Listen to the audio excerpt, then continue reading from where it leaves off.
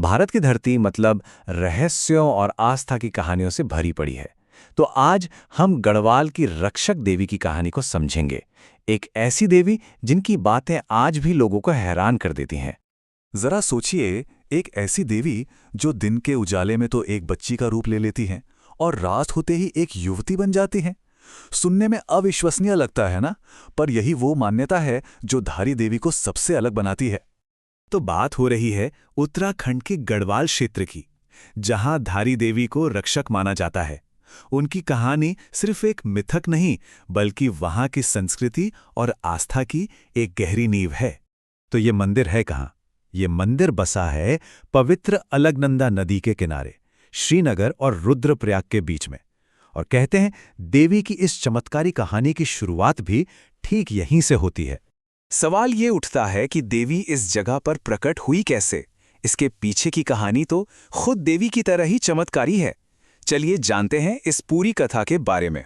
कथा के अनुसार बहुत बहुत समय पहले अलकनंदा में एक जबरदस्त बाढ़ आई थी और उसी बाढ़ में एक विशाल चट्टान, एक शिला बहते बहते धारी गांव के पास आकर टिक गई। जब स्थानीय लोगों ने उसे वहां से हटाने की कोशिश की तो कुछ ऐसा हुआ जिसकी किसी ने कल्पना भी नहीं की होगी।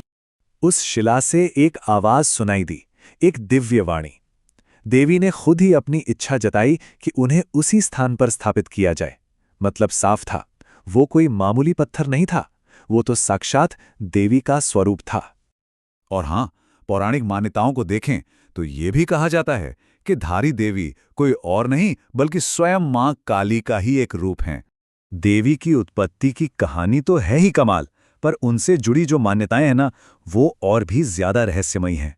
और यही बातें उन्हें आस्था का एक बहुत ही अनोखा केंद्र बनाती हैं। सबसे अनोखी मान्यता तो यही है कि देवी का स्वरूप दिन भर में बदलता रहता है। जी हां, दिन में वे एक बालिका के रूप में होती हैं और जैसे ही रात होती है वे एक युवती का रूप ले लेती हैं। और सिर्फ यही नहीं, इस मंदिर की बनावट भी बहुत खास है।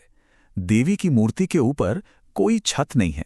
ऐसा माना जाता है कि देवी को खुले आसमान के नीचे ही रहना पसंद है, और अगर मूर्ति को ढकने की कोशिश की गई तो कोई बड़ी प्राकृतिक आपदा आ सकती है।